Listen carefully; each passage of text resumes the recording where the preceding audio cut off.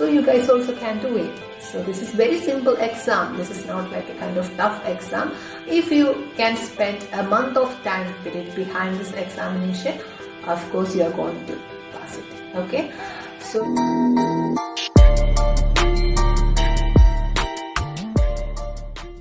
hi guys, my name is Neetu Mariam Tomi. So my main purpose of coming here is to make you guys aware of the difference between IELTS and OET.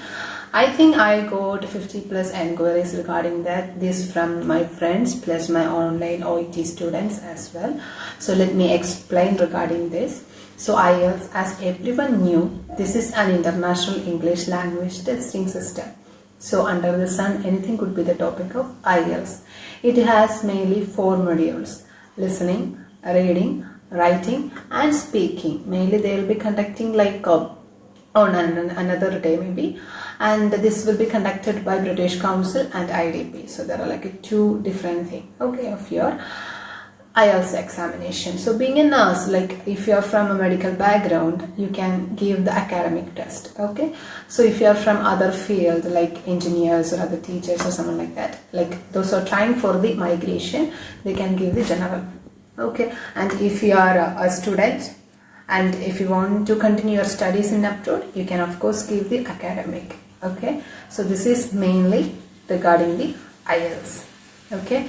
So when it comes to the OET, this is an occupational English test. As the name itself says, it's completely related to your occupation.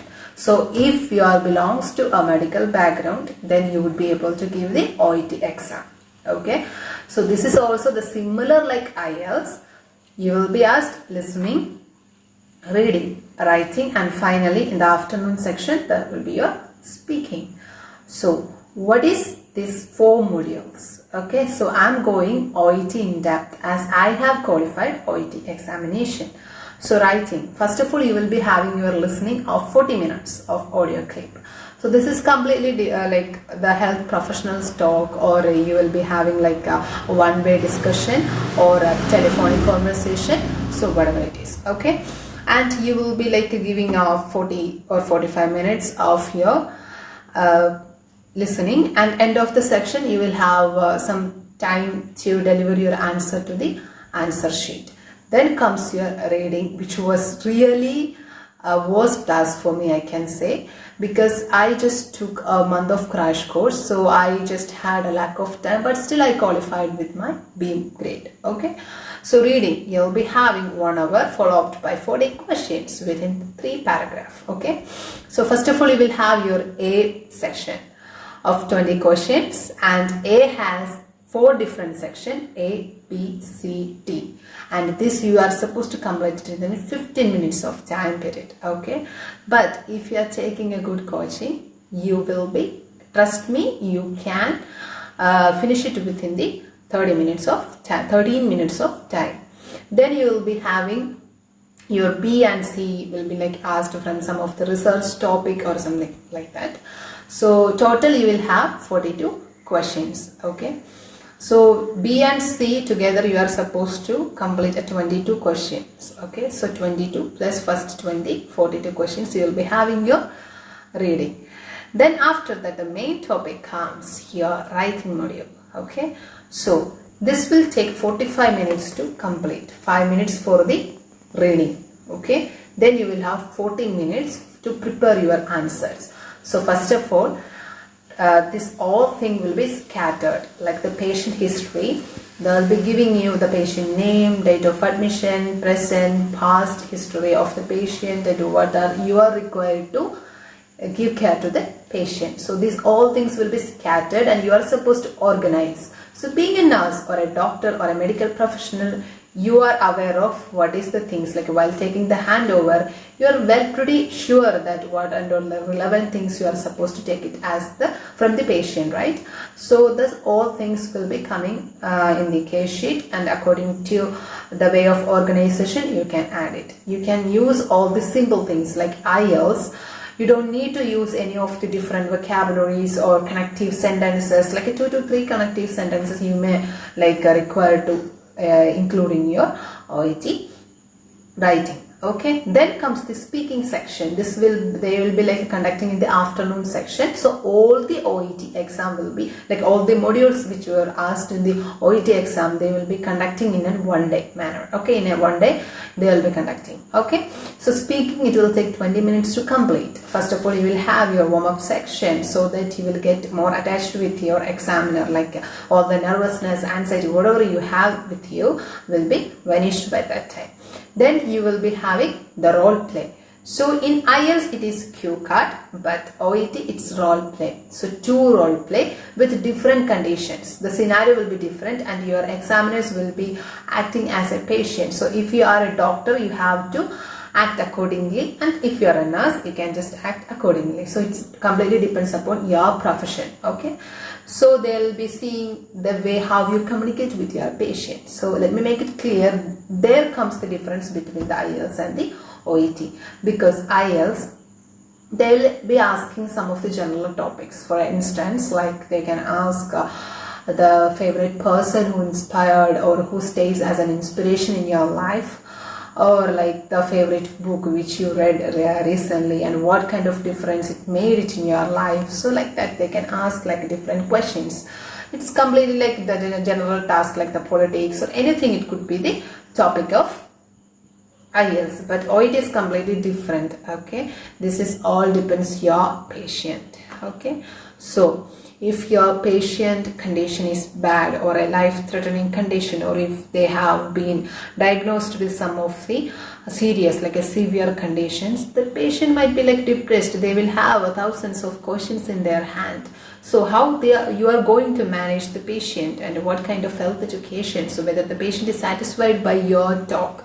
So those all things will be the like they will observe all those things, and accordingly they will be giving you the marks. In IELTS, the required score may be like a 7+, right? But OET, when it comes to OET, it is B.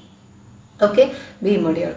I mean B band. Okay, band score will be B grade, and the IELTS will be like the 7 score or 6.5, 6, whatever it is. Okay, so this is the main difference. So OET speaking, you don't need to use such kind of vocabularies like the fluent English, and your communication should be proper. You can avoid all the humming, unnecessary hummings. You can avoid it, and you just have to be in the boundary, or you just have to confide with the patient.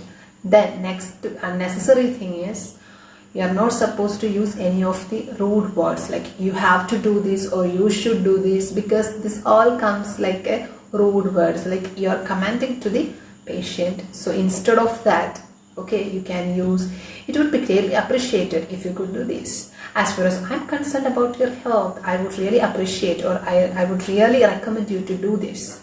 And finally, you can even offer them a leaflet or pamphlet, whatever like comes in related to your related to your patient's condition. You can just offer them that also. So this is the main difference. So being a nurse or a health professional, I could really suggest you to go for the OET, because after reaching to the European country, whatever, like nowadays the nurses will choose like either Ireland or the UK, or some of them will choose Australia or whatever. Anyways, after the migration you will have your exams. Like if for instance in Ireland you will have to face your aptitude test, then the UK you will have to face your OSCE examination, and Australia you have to face the OBA test. So there this OET speaking will really have advantage on you. You will be trained how to treat your patient, how to use like a good language, or how to convince them. Okay, the main thing is you must have eye contact. Okay, you also try to sit squarely with an open posture, then maintain eye contact with the patient with a relaxed manner. You should not be nervous about them. Like if they look into your eyes, they should get a kind of courage that yes, of course I'm going to fight against this disease. So that kind of thing you should get it. Either it could be a patient's relative or the patient itself. Your like examiner will be acting as that. Like according to the scenario they will be doing it.